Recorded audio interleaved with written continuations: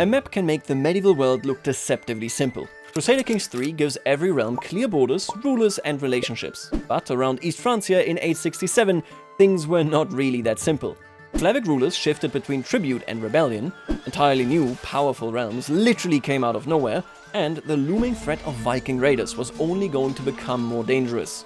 East Francia's neighbors are a perfect test case for one obvious question: how accurate is Crusader Kings 3? Well, in this case, I can tell you already, it's not. But that is only partially the game's fault. Written sources for East Francia in this period are sparse, but sources for its non-Carolingian neighbors are even worse. These societies were largely oral political societies. Written evidence is rare, and major chronicles were composed decades later, or from an outside point of view that barely understood the inner workings.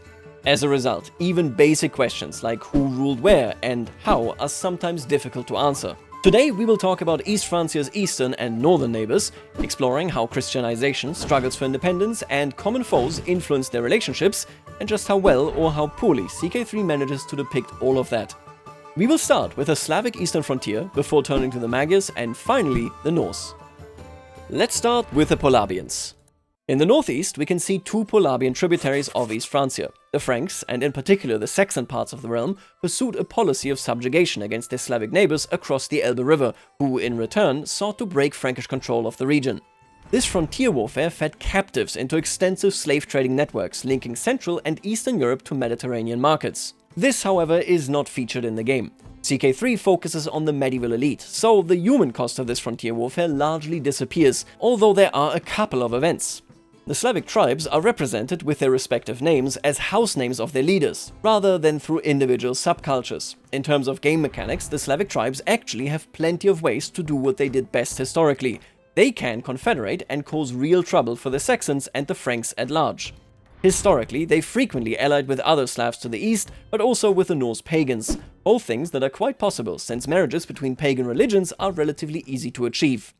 I gotta say, CK3 captures the raiding and the possibility of Slavic resistance decently well. What obviously isn't captured at all is, well, any character. They're all fictional and we really don't know any better. The one exception CK3 could have made here is the leader of the Obotrites, Tabormuisli. He is mentioned in East Frankish chronicles as having lost a war against Ludwig the German in 862 and having to send hostages to the royal court. However, even there, we can't say with certainty that he was still in charge in 867. So ultimately, CK3's most important element, the individuals, has no way of being accurately represented in Polabia whatsoever. It's just not possible. Firmly in the east then, a different Slavic realm greets us. Bohemia appears as a pagan but feudal duchy ruled by MacLean. He is one of the 7 mythical rulers that lie between Przemysław the Plowman, the legendary founder of House Przemysław, and the first attested member of the house, Bohemia. Much like MacLean is fiction, so is the idea of Bohemia being strictly pagan or strictly feudal. By 867, Frankish conversion efforts had already been underway for more than 2 generations in Bohemia. 14 Bohemian magnates reportedly converted at Regensburg in 845, although we can't say how meaningful this event actually was. We aren't certain at all just how much or how little Christianity had already penetrated Bohemia's rulers, but we did know that it was there. So it follows that depicting Bohemia as entirely pagan hardly seems accurate given the relentless missionary efforts coming from East Francia. Its status as feudal is also highly debatable and likely serves mainly to distinguish it from tribal Poland, which entered the East Frankish sphere only later. This makes it easier to integrate Bohemia into the Western sphere and produces a broadly plausible long-term trajectory. Factually, Bohemia began ruling around 870 and converted to Christianity around 884. CK3 has chosen to follow the legendary genealogy of the Przemysławs and includes him as a 15-year-old at the start. Players can emulate this development by making Bohemia a tributary and demanding conversion, but without proper missionary mechanics it remains a workaround. Hopefully, the upcoming Buy God Alone DLC will address this properly. I do also think it's fine to include the legendary rulers as if they were factual, mostly because we literally just don't know any better. Of course, this is the better option than doing what they did in Polabia. I would rather have characters invented in the Middle Ages than characters created just for the game. Lastly, on this topic, Bohemia is depicted as fully independent. Traditionally, Bohemia, although rebellious throughout, had to pay tribute to the Franks, and in the 870s was temporarily pulled into the sphere of its eastern neighbor, Great Moravia. It wouldn't be implausible to turn Bohemia into a tributary of one or the other at game start. In general, it becomes very obvious that Bohemia's solutions clearly try to emulate history but are so rudimentary that really they don't. The last major Slavic area that we need to talk about is the aforementioned Great Moravia. The kingdom is in a promising but precarious position in 867. Christianized decades ago, the realm's powerful magnates are consolidating their power in an attempt to break free from Carolingian and East Francian influence. Rostislav became Prince of Moravia after Bohemia, the first ruler of the realm, had been ousted by Ludwig the German. This area had been within the Frankish sphere of influence ever since. Evidently, however, not entirely to the liking of the Moravians.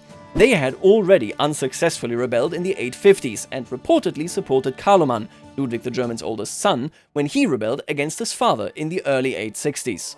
East Frankish influence ran especially deep through the Bavarian Church, whose Moravian mission was overseen by Archbishop Adalwin of Salzburg. This granted both the Bavarian Church and its protector, Ludwig the German, significant control in Moravia. To counter this pervasive influence, Rostislav appealed to the Byzantine emperor for missionaries capable of teaching in the Slavic language. This resulted in the mission of Kirill and Methodius. The Moravians hoped to gain ecclesiastical independence from the Bavarians and cement their own kingdom. In 880, Pope John VIII would issue a papal bull that placed Great Moravia directly under his protection rather than under the protection of Salzburg. In 885, Pope Stephen V would officially address Svatopluk, the new ruler of the realm, as king in a formal correspondence. The step up from principality to kingdom was vital to gain independence from the Germans. Just 3 years before game start, Ludwig the German had waged yet another campaign against Rostislav and forced the Moravians into tributaryship once more, after a phase of non-payment and rebellion. Only 3 years after game start, however, another campaign would be necessary and bring about the ousting and blinding of Rostislav in favor of the aforementioned Svatopluk. Svatopluk had actually betrayed his relative Rostislav and is indeed already present in the game, ready to do just that. Svatopluk would then of course also seek further independence from the Franks and lead Great Moravia to its greatest extent, before it buckled under the pressure from both the Franks and the Hungarians. These repeated Moravian reversals and the search for independence should not come as a surprise. More than anything, they were a consistent struggle between two groups that simply did not have shared interests. We see a similar pattern of trying to break out of the German sphere at later points of history in Bohemia under Bretislav I, in Poland under Bolesław the Great, and in Hungary under Andrew the White. In the game, only few of these elements are actually included, as interesting as they are. The characters are all present, but Ludwig the German doesn't have, for example, a rivalry with Rostislav due to the numerous revolts, nor is there any relationship, or at least a trace of suzerainty involved. As far as Kirill and Methodius are concerned, we already know that Bygard alone will very much feature them, so I'll cut the developers some slack and just say that the topic is probably taken care of. The influence exercised by the Bavarian Church, and through it the Eastern Frankish crown, fits the DLC's new systems perfectly well. Having the Moravians create their own right in the new right system is exactly the kind of religious autonomy that they were historically looking for. At present, however, the Hungarian, Frankish and Moravian rulers have few reasons to confront one another, even though that struggle dominated their politics.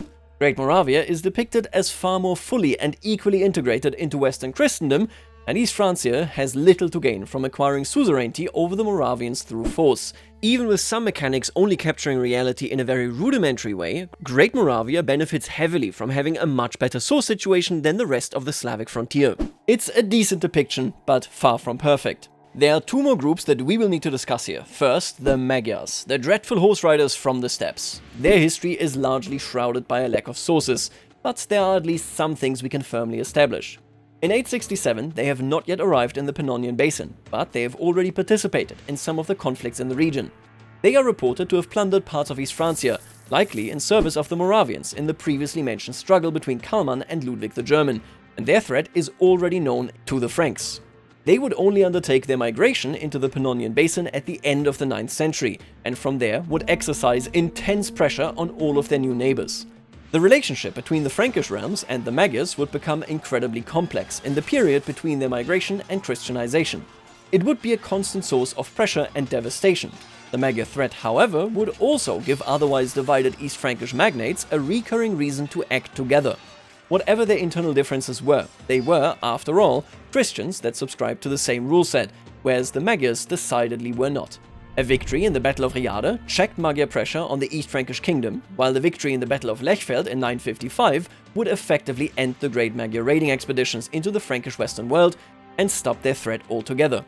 In CK3, the Hungarians start out as a nomadic realm and are decently well depicted as a diverse group of nomads thriving off of a different hierarchy and lifestyle compared to the Christian realms that they will find as they migrate west. It is therefore befuddling, mind-boggling even, that they fail completely to become the raiding threat that they were historically. The nomadic government has all the features needed to put pressure on the settled realms of the region. For one, the nomadic government features the adventure raid intent, which allows their armies to raid deep into the enemy territory without suffering automatic attrition. This perfectly corresponds with the Magyar adventures. Second, there are fitting interactions between nomadic and settled governments. We have, for example, the ability to purchase a truce, or even submit willingly to tributary payments to avoid getting raided. The Iranian intermezzo also features a unique interaction with which participants can request nomads to invade and destabilize other participants of the situation, which would also fit quite well here. The Eastern Franks and the Moravians both hired Magyars at different points in time to destabilize the other. However, none of that matters, because the AI doesn't use the adventure raid intent. It therefore raids only immediate border areas rather than threatening the wealthier Carolingian interior. The AI also abandons the nomadic lifestyle shortly after settling in Pannonia altogether. As a result, they don't actually even have the unique raid intent anymore, and in general stop relying on raiding as a primary way of extracting tribute and wealth to secure their lifestyle. This is a depressing situation, as CK3 actually has all of the features needed to turn the Magyars into one of the defining threats to all of Western Europe, but applies none of them to make it work. It's sad. Now, we have a completely different situation as far as the Vikings are concerned. The Norse and their impact on East Francia and the Carolingian realms at large are significantly better depicted. Historically, the Viking Age left a lasting impact in the region, as the Carolingian successor states suffered from aggressive raiding along their vital river networks, and Norse adventurers desired to grab wealthier territories for long-term settlement.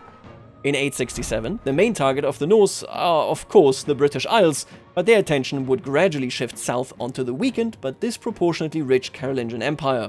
As far as East Francia proper is concerned, we have three major relationships to the Norse. Firstly, the Christian missionaries seeking to convert the Danes and Swedes operated from the Archdiocese of Hamburg-Bremen. Ansgar, the predecessor of the Bishop Rimbert ruling the territory in 867, drove major conversion efforts into Denmark and Sweden.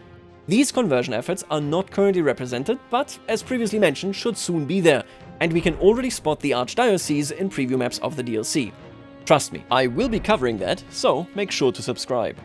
For now though, the second relationship can be identified as, of course, classic border and overseas raiding.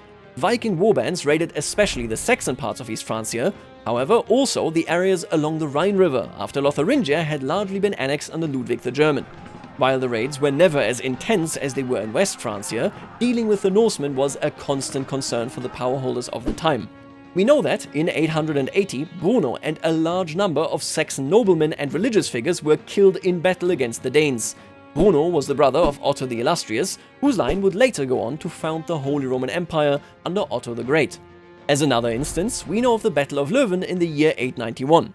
In this battle, King Arnulf of Carinthia, bastard grandchild of Ludwig the German, devastated Viking forces raiding the realm. After that battle, the Eastern Franks were largely safe from the Viking Age. Lastly, however, we also see Norse settlement in the Frisian territories of Lotharingia, which would later pass into the Eastern Frankish sphere. By 867, Rorik of Dörrestad had already converted to Christianity and had received Frisia as long as he would defend it against further northern incursions. The relationship between him and the local magnates is complex, but not unlike the relationship the Norse had to the Western Franks in Normandy, which you are surely familiar with. However, Rorik, different from the Normans, failed to establish a long-term dynasty in the region. After him came another Norseman named Gottfried that pillaged the area and, after long negotiations, was granted Frisia once more. However, his rule was cut short in 885, when locals plotted against him and saw him killed. The reality is that East Francia faced much the same situation as West Francia, and CK3 essentially manages to depict most of these relations adequately. The only one, the missionary efforts, that is really dropping off hopefully will soon also be represented well. Norse pagans frequently raid you, and adventurers attempt to conquer East Frankish territories, even making negotiated conversion and settlement a possibility. While there are some worthwhile criticisms about the way the Norse pagans are depicted internally as a society, their impact on East Francia is actually done quite well. Playing in the region, especially as, for example, a Saxon lord requires you to always safeguard your beaches. Similarly, if you were to accept the settlement demands of one of the northerners, your vassals would view it as a massive sign of weakness.